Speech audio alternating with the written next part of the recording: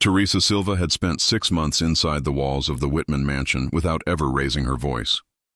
She had become a silent presence, steady hands polishing marble floors, dusting gold frames, and sweeping away the traces of other people's lives. The house wasn't just enormous. It was designed to make people like her feel small. Every chandelier, every oil painting, every crystal vase whispered that she didn't belong. That morning, something inside her changed. "Sir, this boy lived with me at the orphanage." Her voice, steady yet fierce, cracked through the mansion's stillness like thunder. It echoed along the oak corridors and startled even the portraits hanging in silence. Robert Whitman froze. The billionaire real estate mogul, known for his calm composure and practiced arrogance, turned slowly from the painting he'd been admiring. His blue eyes narrowed in disbelief. "What did you just say?" Teresa stood at the doorway of his office, still clutching a damp cloth in her trembling hands. Her heart pounded so loud she could feel it in her ears. But her voice was stronger than she'd ever known it could be. "That boy," she said, pointing to the framed portrait hanging behind him. "He lived with me at St. Joseph's Orphanage." For a moment, silence devoured the air between them. The portrait was of a golden-haired child, no older than 8, his smile angelic, his posture perfect.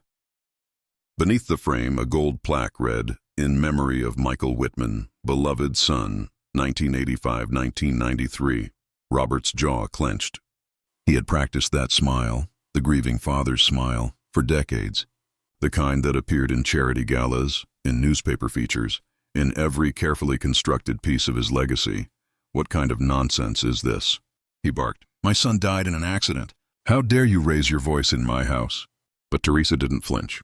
"Not anymore. He didn't die," she said softly. "And you know it." Robert took a step closer, his polished shoes striking the marble like warning shots. He towered over her, the scent of expensive cologne mixed with fury. "You're out of your mind." "Get out!" Teresa didn't move. Her voice was trembling but sharp enough to cut through decades of lies. Michael had a scar, shaped like a half-moon, on his left wrist. He used to hide it when he felt scared. And he talked in his sleep about a man in a gold ring who promised to come back. Robert's face turned ghost white. His hand, still wearing that very ring, twitched at his side. "How do you know that?" he whispered. "I was there," Teresa replied. "He cried every night waiting for you. For 6 months. She had endured his condescension, his remarks about those people, the way he turned off the TV when stories of police violence aired, his laughter at charity events for the poor while signing contracts to destroy their neighborhoods. But this moment, this confrontation, had been years in the making. Robert tried to gather himself.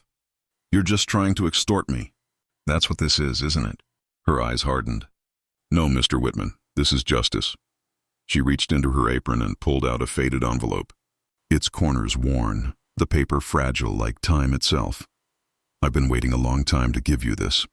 Robert snatched the envelope from her hand, tearing it open with shaking fingers.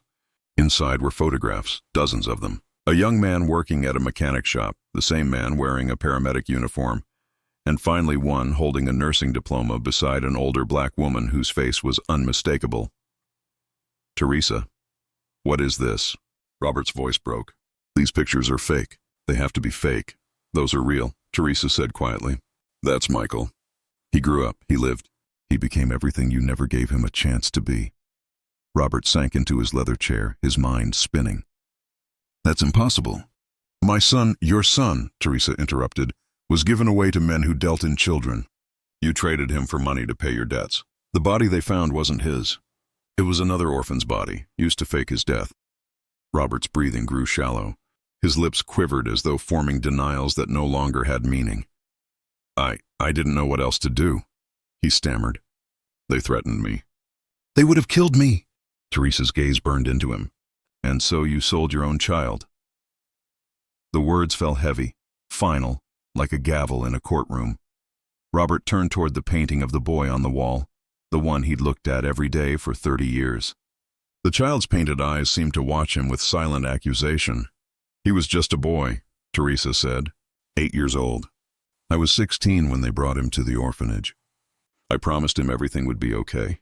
I was wrong." The silence that followed was unbearable. Robert buried his face in his hands. For decades, he had been the master of every negotiation, every manipulation, but not this. Not against the truth. When he finally looked up, Teresa was standing taller, calmer. "You think this is just about money?" she said. "No, Mr. Whitman. This is about what you took from him, his childhood, his trust, his name. He died saving strangers from a fire. He died a hero while you hid behind a lie." Robert's eyes darted toward the envelope again. He saw the photo of Michael smiling in his nurse's uniform, arm around Teresa's shoulders. It was the kind of smile that no amount of money could ever buy. "Where did you get these?" he whispered. "Michael gave them to me," Teresa said. "He asked me to keep them safe. He wanted to tell his story, but he died before he could. So now I will." Robert stood abruptly, rage flaring again like a dying fire. "I'll destroy you. Do you hear me? I'll ruin you for spreading these lies." Teresa reached into her apron again. This time she pulled out a small recording device. A red light blinked softly. "This entire conversation," she said, "is being transmitted live to Dr. James Fletcher. He's a human rights lawyer and Michael's friend. Everything you've said is now evidence. You're done, Mr. Whitman." Robert's face drained of color. His phone started buzzing on the desk. Then again, and again. "Incoming calls. Dozens of them." Teresa smiled faintly. "Your friends in City Hall must be watching, too." He snatched the phone, but she was quicker. She picked it up and dropped it onto the marble floor. The crash echoed through the room. "For 6 months," she said, "I listened to you talk about your empire, your power, your perfect reputation. You called people like me disposable. Well, guess what, Mr. Whitman? The only thing disposable here is your legacy." Robert stumbled backward, shaking his head. "You don't understand. It wasn't supposed to go this way." "Oh, I understand perfectly," Teresa said. "You built a life on other people's pain, and now that pain has come back to collect." Outside, sirens wailed in the distance, growing louder. "I called the authorities 10 minutes ago," she said calmly. "The FBI, the IRS, and the police are on their way. Dr. Fletcher sent them copies of all your transactions, bribes, money laundering, the fake charities. It's over." Robert collapsed into his chair, his body shaking. "Please," he whispered. "I can pay you. I'll give you anything. Just stop this." Teresa looked at him with something almost like pity. "You still think money fixes everything? That's your curse." She stepped closer, her shadow falling across his trembling hands. "You had a son who loved you even after what you did. He spent his life helping others because he couldn't save himself. The least I can do is make sure the world knows who he truly was." Robert's laptop pinged with notifications, emails from board members, investors, journalists. The story was already breaking. Real estate tycoon accused of selling his son in 1985. Teresa turned the screen toward him. His company's stock graph plunged in red. "You should look at that," she said. "That's the sound of your empire collapsing." Robert tried to speak, but his voice was gone. The sirens outside stopped. Heavy boots pounded against the marble steps. The echo of authority filled the house. "They're here," Teresa said softly. Moments later, agents stormed into the office. They read Robert his rights while he sat frozen, unable to process the ruins of his empire. The man who once commanded cities could barely stand as they led him away in handcuffs. Teresa followed them to the doorway and stopped beneath the portrait of Michael. She stared up at the boy's painted smile, soft, innocent, forgiving. "I kept my promise," she whispered. Months passed. The headlines faded, but the story didn't. It became something larger, a symbol of how lies built on privilege can crumble when the truth refuses to die. 6 months later, Teresa stood at the entrance of a new building, glass walls gleaming under the morning sun. Above the doors, a gold plaque read, "The Michael Whitman Center for Missing Children." Inside, children's laughter filled the hallways. Families reunited after years of searching. The air carried hope, the kind that once lived only in Michael's letters. Dr. Fletcher approached, smiling warmly. "He'd be proud of you, Teresa," she smiled back. He'd be proud of himself. This was his dream. Together they walked through the bright corridors where photos of rescued children lined the walls. The foundation had already reunited dozens of families. Teresa's name was on every document, but she never took credit. This wasn't about her. It was about Michael. Robert Whitman, once a name spoken with reverence, now existed only in cautionary tales. In prison, stripped of his wealth and power, he sat alone in a gray cell. The man who had ruled over lives now swept floors for pennies a day. Every month his sister visited, her face filled with disappointment. She never spoke of the company, the lawsuits, or the public humiliation. She only left one question hanging in the air. Was it worth it? Robert never answered. Every month his sister visited, her face filled with disappointment. She never spoke of the company, the lawsuits, or the public humiliation. She only left one question hanging in the air. Was it worth it? Robert never answered. One day a letter arrived in his cell, no return address. He opened it and found a copy of a child's note written in colored pencil. Dad, I still believe you'll come for me. I love you anyway. Tears welled in his eyes. He realized too late that the only thing he'd ever truly owned, the love of his son, was the one thing he'd sold. Outside the prison walls, Teresa continued Michael's mission. She visited orphanages, spoke at schools, built networks that spanned cities. The program she and Fletcher created became a national model, saving thousands of children from neglect and trafficking. At every event, Teresa told Michael's story, not with bitterness, but with hope. She ended every speech the same way. Family isn't the blood that binds you. It's the love that stays when the world walks away. On the first anniversary of the center, Teresa walked into her office late at night. The lights were off except for the glow of the fountain outside. She placed a single candle beneath Michael's photo. You did it, kid, she whispered. You changed the world. A soft breeze swept through the open window, rustling the papers on her desk. She smiled, feeling the quiet presence of the boy who had once drawn pictures of a white mansion, dreaming his father would come back. But instead of vengeance, Teresa gave him justice. Instead of hate, she built legacy. Robert's story became a lecture in universities, a case study in greed and moral decay. Michael's story became an inspiration, proof that love outlives betrayal. And Teresa Silva, the cleaning lady no one noticed, became the guardian of truth. Because sometimes justice doesn't come in courtrooms. It comes in whispers, in letters kept safe, in the courage of one woman who refuses to forget. And somewhere beyond the reach of time, the boy who once waited by a window finally rested in peace, knowing that the woman who promised to protect him had kept her word. Teresa stood outside the orphanage gates, the night wind brushing gently against her face. The sound of laughter echoed faintly from inside, children playing, free and safe. She closed her eyes for a moment, feeling a strange calmness settle in her chest.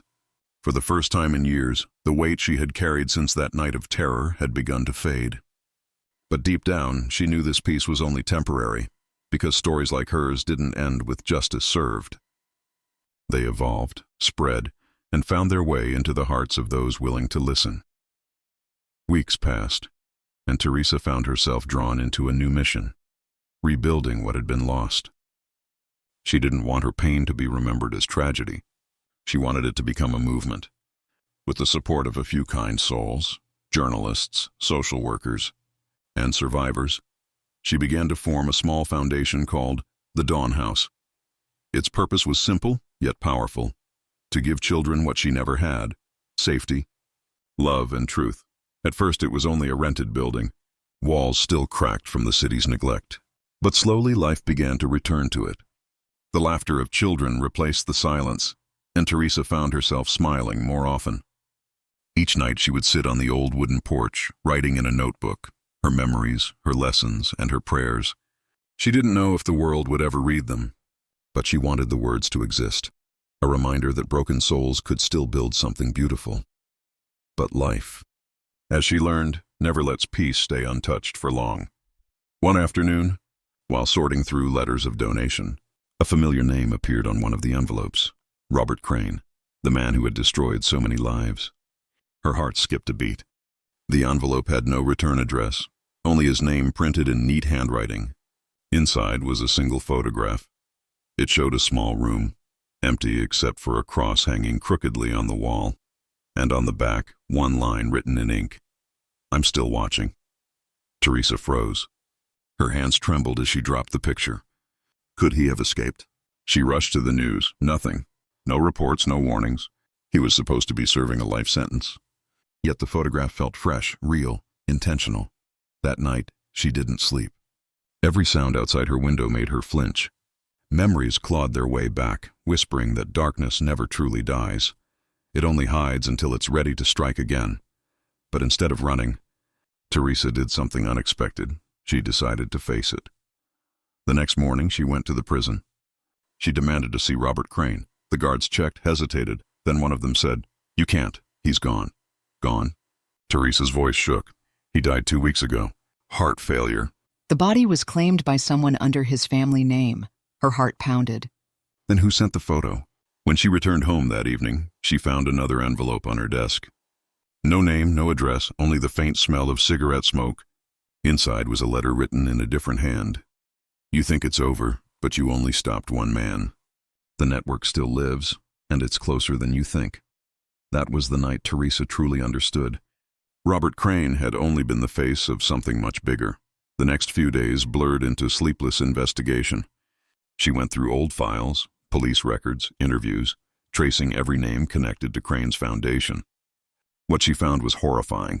A web of donors, politicians, and businessmen, all connected through shell charities and fake orphanages. Each file revealed another scar in the world she thought she had already healed. The more she uncovered, the more dangerous it became. One night, as she was driving home, her car lights flickered. A dark SUV followed her through 3 turns. She pressed her foot harder on the pedal. The rain had started falling, the street slick and empty. The SUV didn't slow down. It drew closer. Teresa swerved into an alley, tires screeching. Her hands shook as she pulled out her phone, trying to call the police. But before she could, the SUV stopped behind her. The headlights went off. Silence. A man stepped out. Tall, wearing a long coat, face hidden beneath a hat. He walked slowly toward her car. Teresa's breath hitched. But before he could reach her door, another car appeared at the alley's end. A horn blared and the man turned, cursing under his breath. Then, just as quickly, he disappeared into the rain. The next morning, Teresa found a note slipped under her windshield wiper. "Stop digging. Some truths are not meant to be found." But that warning only fueled her determination. She reached out to an investigative journalist named Evan Cole, a quiet but fearless man who had exposed corporate crimes in the past. Together they started gathering evidence, tracking money, connecting the dots. Evan's contacts within law enforcement helped them confirm one crucial lead, a secret meeting that was set to happen under the cover of a charity gala in the heart of the city. They had one chance to expose it all. Teresa disguised herself as one of the event organizers, her heart pounding as she entered the glittering hall. Laughter echoed from the marble walls. Champagne glasses clinked. Men in suits talked about donations that were really payments for silence. Evan whispered in her earpiece, "Cameras live. Keep moving toward the east wing. We're recording everything." Teresa nodded, moving through the crowd with practiced calm. But as she reached the private corridor leading to the restricted section, she saw something that froze her in place. A portrait, a massive one, hanging on the wall. It was Robert Crane, smiling, immortalized. The plaque below read, "Founder and Visionary of Hope." Teresa's throat tightened. Her hands clenched into fists. They had turned a monster into a martyr. Suddenly, 2 security guards approached. "Ma'am, this area is restricted." She forced a polite smile. "I'm with the catering staff." "Just checking the arrangements." The guards exchanged a glance. "Catering doesn't go through here." Evan's voice came through her earpiece again, low and urgent. "Teresa, get out. Someone just cut our feed." Before she could react, one of the guards reached for her arm. Teresa shoved him back and ran. Shouts erupted behind her as she bolted through the service door, down the corridor, and into the storage hall. Her lungs burned. She slammed the metal door shut behind her and locked it. Breathing heavily, she pulled out her phone. No signal. Then a voice echoed from the shadows. "I warned you once." It was the same deep tone from the alley. The man in the coat stepped forward, the dim light revealing a scar across his cheek. "You should have stayed silent," he said. Teresa didn't answer. Instead, she pulled a small device from her pocket. A hidden microphone, still flashing red. "I didn't need to escape," she said softly. "You've already confessed." The man froze. Seconds later, the door burst open. Police officers stormed in, guns raised. The man dropped his weapon as they surrounded him. Evan appeared behind them, holding a laptop. "We've got everything," he said breathlessly. "Audio, video, all of it." Teresa fell to her knees, trembling. The sound of sirens filled the night, echoing through the glass halls of false charity. That night, dozens of arrests followed. Hidden accounts were exposed. The network collapsed under the weight of its own secrets. But even in victory, Teresa didn't feel triumphant. She felt hollow. Because for every child saved, there were others still lost, voices unheard, memories buried under money and silence. Months later, the Dawn House became a national movement. Survivors found hope there, a place to rebuild. Teresa often stood before them, telling her story not as a tragedy, but as a testimony of strength. And sometimes, when she looked at the children running across the garden, she whispered quietly to herself, "Pain doesn't define us. What we do after it, that's what makes us human." Yet somewhere, in the stillness of night, when the wind passed through the empty halls of the old foundation, a faint echo could still be heard, a whisper, or maybe a memory, reminding her that evil never truly dies. It only changes its name, but so does courage, and this time, courage had a face, hers. The seasons changed. The Dawn House, once a cracked building filled with echoes of trauma, had become something extraordinary, a beacon of healing. Children laughed in the courtyard, their voices ringing like music through the morning air. Volunteers painted murals on the walls, bright blues, golds, and greens, each one telling a story of survival. Teresa watched from her office window, her hands wrapped around a cup of coffee that had long gone cold. Her hair was shorter now, streaked with gray at the edges, and her eyes carried a calm strength that could only come from walking through fire and surviving it. The network had been destroyed, the trials long over. Newspapers had called her the woman who exposed the shadows. For a time, her face had been everywhere, talk shows, podcasts, articles. But Teresa had never been chasing fame. Every interview, every speech was just another way to make sure people didn't forget. Still, even as the world began to move on, Teresa couldn't. Some nights, when the rain fell and the streets outside went quiet, she could still hear faint echoes of those she couldn't save, children whose names never made it into reports. One evening, Evan visited her. He had grown thinner, his face marked by sleepless nights and the strain of years spent chasing truth. He handed her a folder, old documents, faded and fragile. "I found something," he said quietly. "You remember Crane's offshore accounts? There's a transaction here from last month." Teresa frowned. "That's impossible." Those accounts were frozen. Someone reopened them. Different names, same routing path.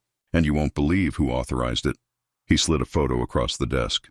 It was of Senator Harold Jennings, one of the men who had publicly supported her cause. Teresa stared at it, her stomach twisting. "He funded our campaign last year." Evan nodded grimly. "Looks like the shadows just changed suits." For a long time, neither spoke. Outside, thunder rumbled across the city. Teresa finally broke the silence.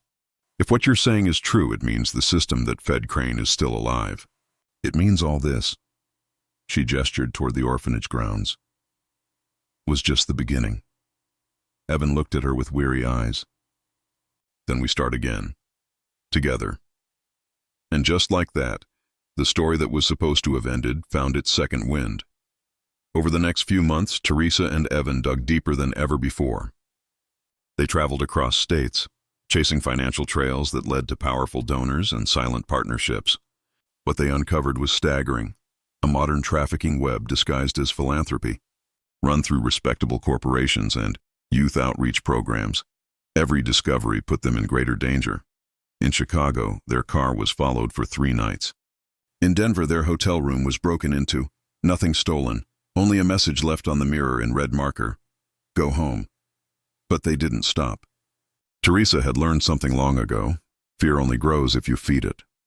Their breakthrough came when they tracked the money to a high-profile event called the Children's Future Initiative, a massive nonprofit hosting gala events across the U.S. Its CEO was none other than Senator Jennings.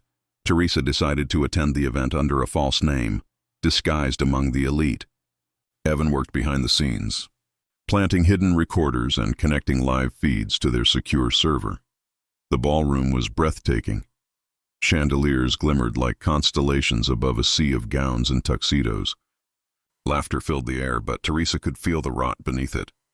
Her pulse quickened as she moved through the crowd, every step taking her deeper into the lion's den. On stage, Jennings spoke with practiced charm. "We are the guardians of the next generation," he declared. Tonight we celebrate the light that guides us forward. Teresa's jaw tightened. She knew the truth behind those words, and soon, so would the world. After the speeches, she slipped away toward the restricted back offices, where financial servers and guest lists were stored. Evan's voice came through her earpiece. "Security's rotating. You've got 2 minutes. File room's on your left." Teresa found the room, her heart pounding. She plugged in a small flash drive, a silent tool Evan had built to copy encrypted data. The progress bar crawled slowly across her phone screen. 60%, 75%. Suddenly, footsteps. She turned, her breath catching. A guard stood at the door. "Ma'am, what are you doing here?" Her mind raced. "I was looking for the restroom." Got turned around. The guard didn't move. His expression was cold. "This area's off limits," Evan's voice whispered urgently in her ear. "Don't panic." "Stall him. You're almost done." Teresa forced a nervous laugh. "I'm so sorry, Before she could finish, the guard's radio crackled. "Code 7. East corridor. Possible breach." He cursed under his breath and left. Teresa exhaled shakily as the drive finished copying. She yanked it free and slipped it into her purse, hurrying out through the service hallway.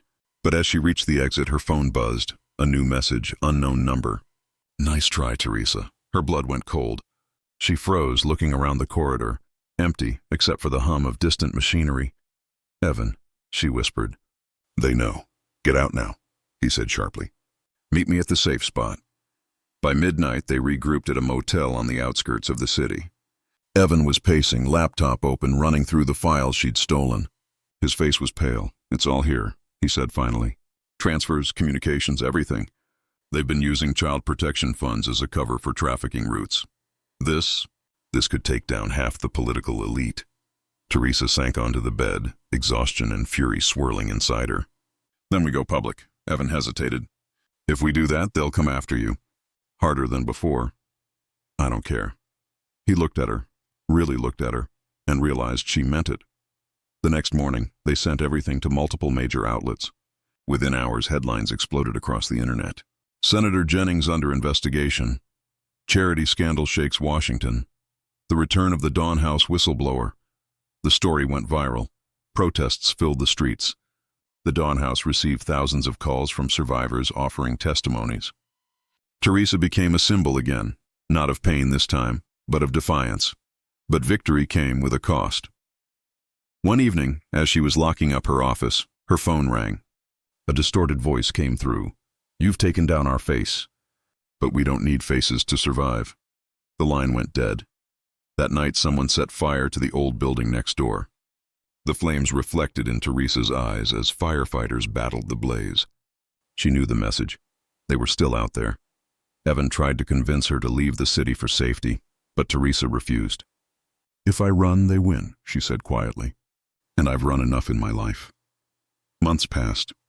The trials dragged on, the news cycle moved forward, but Teresa remained a constant force. She toured schools, shelters, and prisons, speaking about truth and resilience. She became a voice for children who had none, and slowly, hope began to outweigh fear. At one event, a little girl came up to her with a hand-drawn picture, a house with a bright sun over it. "I drew your home," she said. "It's safe there." Teresa knelt, tears filling her eyes. "Yes, sweetheart, it is." The girl smiled and ran off, her laughter echoing through the hall. For the first time in years, Teresa let herself breathe. The world wasn't perfect, but it was changing, and that was enough. Years later, standing beneath the golden light of a new dawn, Teresa watched children play on the rebuilt grounds of the Dawn House. Evan stood beside her, older now, his camera slung over his shoulder. "You ever think about stopping?" he asked softly. She smiled faintly. "No, because somewhere another story like ours is beginning, and someone has to be ready to fight it." He nodded. "You turned your pain into purpose, Teresa." "That's rare." She looked out across the field, her voice calm. "Pain teaches us how to listen. And listening, that's where change begins." A soft wind rustled the trees. For a moment, the world felt still, peaceful. Then from the distance, the church bells rang. Steady, hopeful, alive. Teresa closed her eyes and whispered to herself, "The darkness doesn't win. It only teaches us how bright the light can be." And with that, she walked forward, into the sunlight, into the noise of laughter and life, no longer a survivor, but a builder of futures. The morning light touched the front of the Michael Whitman Center like a quiet blessing. Golden rays streamed through the glass doors, illuminating the faces of children who ran through the halls, their laughter echoing off the polished walls like a song of freedom. The air smelled faintly of fresh paint and hope. Teresa Silva stood by the main window, holding a cup of coffee that had long gone cold. She watched the volunteers arrive, parents clutching photos of missing children, reporters waiting for interviews. The city outside was waking up, but inside the center, the day had already begun with purpose. It had been 1 year since the day Robert Whitman was taken away in handcuffs, 1 year since the truth broke through the walls of wealth and deception he had built around himself. A soft voice behind her said, "You're early again." Teresa turned to see Dr. James Fletcher, holding 2 steaming cups and smiling with the tired warmth of a man who hadn't stopped working since the day justice began. "Someone has to keep the lights on," Teresa replied, her lips curving into a small smile. "These kids don't sleep in." Dr. Fletcher chuckled. "You never did either." They stood side by side, looking out at the world they had rebuilt from ashes. The Michael Whitman Center had become more than a building. It was a movement. Thousands of families across the country had found their missing children thanks to the network they had created. A system Michael had dreamed of but never lived to see. The government had taken notice. The president himself had written a letter thanking Teresa and Dr. Fletcher for their contribution to child protection reforms. Documentaries were being filmed. Schools were teaching Michael's story, but none of that erased the quiet ache that lived in Teresa's heart. Every time she walked past Michael's portrait in the main hall, she felt his presence. The boy who had drawn houses with fountains and white columns. The man who had cared for dying patients with gentle hands. The orphan who had once whispered, "I'll change the world, Teresa. You'll see." And he had. Teresa placed her cold cup down and turned toward the memorial wall. There, beneath the golden plaque bearing Michael's name, hung letters from children reunited with their families. Each note, written in crayon or marker, was a victory carved from the ruins of pain. "Thank you for helping me find my mom. Now I know my real name. Michael saved me." Tears welled in her eyes, but she didn't wipe them away. They were not tears of grief anymore. They were tears of gratitude. Outside, cameras began flashing. Reporters had gathered again because today marked a historic day. The grand opening of a second branch, the Michael Whitman Foundation for Lost and Found Families, funded entirely by restitution money seized from Robert Whitman's empire. As the doors opened, applause filled the lobby. Teresa stepped forward, her heels clicking against the marble floor that once symbolized wealth, but now echoed with justice. She took the microphone, her voice steady but soft. "Good morning. I want to thank everyone who believed that truth was worth fighting for. This center isn't just a building. It's proof that no child is truly forgotten. It's proof that love doesn't die, even when the world tries to bury it." The crowd fell silent. "Michael Whitman," she continued, her eyes glistening, "was one of millions of children who thought they were alone. But today, because of his courage, his name lives on, not as a symbol of tragedy, but as a promise of hope." Applause rose again, louder, breaking into cheers. But Teresa barely heard it. Her mind drifted back to the orphanage, to a little boy's voice calling her name in the dark. "Teresa, do you think my dad misses me?" She had never answered him then, but now, standing before the world, she finally could. "Yes," she whispered, almost to herself. "He missed you every day, but not in the way you thought." Later that afternoon, as the event ended and the crowds dispersed, Teresa returned to her small office. On her desk lay a thick envelope, unmarked except for a return address. "Federal Correctional Institution, Marion." Her heart skipped. She opened it carefully. Inside was a handwritten letter on yellowed paper. "Teresa, I don't expect forgiveness. I've learned that some sins live longer than the men who commit them. But I needed to tell someone what I couldn't tell my son. You were right. I sold him. I sold everything that was good in me for money that turned to dust. In prison, they call me the ghost. Maybe that's fitting. I walk these halls remembering every lie I built. Every night I see his face, not the child I lost, but the man I never knew. I saw the center on television. You made it beautiful. You gave him the life I stole. Tell the children there that monsters can change. Not because they deserve redemption, but because they finally understand what they destroyed. I don't know if God listens to men like me anymore, but if he does, I hope he tells Michael I'm sorry. Robert. Teresa's hands trembled as she read. For a long time she said nothing. Then she folded the letter carefully and placed it in a small box that already held Michael's drawings and his childhood letter. That night, rain began to fall. The drops tapped softly on the glass as Teresa walked through the silent halls of the center. The lights were dim, the children asleep. She paused by Michael's portrait again, her reflection merging with his smiling face.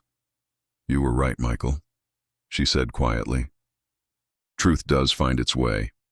In the distance, thunder rolled, not violent but cleansing. The next morning brought new headlines. Michael Whitman Foundation helps locate 500th missing child. The number didn't matter to Teresa as much as what it meant. 500 lives restored, 500 families healed. She began to write a letter, not to Robert, not to the media, but to Michael. My dear boy, you once said you wanted to show your father that you became a good man. You did more than that. You changed a world that forgot to care. Every time a mother finds her child, every time a kid stops being afraid, you are there. I wish you could see them, Michael. The children laughing in your hallways, the walls covered in their drawings. They don't draw prisons or sadness anymore. They draw homes. I'll keep my promise. I'll keep your light burning. Love always, Teresa. She sealed the letter and placed it inside the memorial box, beside Robert's confession. One letter born of love, one born of guilt. Together, they told the whole story, a story of betrayal, pain, justice, and redemption. Years passed. The Michael Whitman Foundation expanded to 5 cities. Teresa retired at 60, her hair silver, her spirit still fierce. She lived in a small apartment overlooking a park, where children's laughter filled the air. Every year, on the anniversary of Michael's death, she visited the center. She'd bring flowers, talk to the kids, and tell them stories. Not about Robert, but about Michael's courage, his kindness, his laughter. The children loved her stories, and every time she left, she would look up at the sky and whisper, "We did it, Michael. We did it." One winter morning, the staff found Teresa asleep in her chair by the memorial wall, a soft smile on her face. In her lap was a letter addressed to Dr. Fletcher. James, don't be sad. I've just gone to where Michael's waiting. Keep the center alive. Tell the children that love never dies. Tell them that sometimes justice takes the long way home, but it always arrives. With love, Teresa, the center held a small ceremony in her honor. Hundreds came. Families she had helped, journalists who had followed her story, politicians who had once ignored her cause.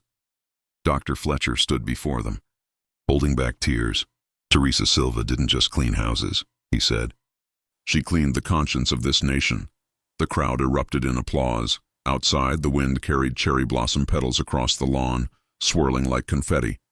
Children released white balloons into the air, each one carrying a handwritten message. Thank you, Teresa. Thank you, Michael.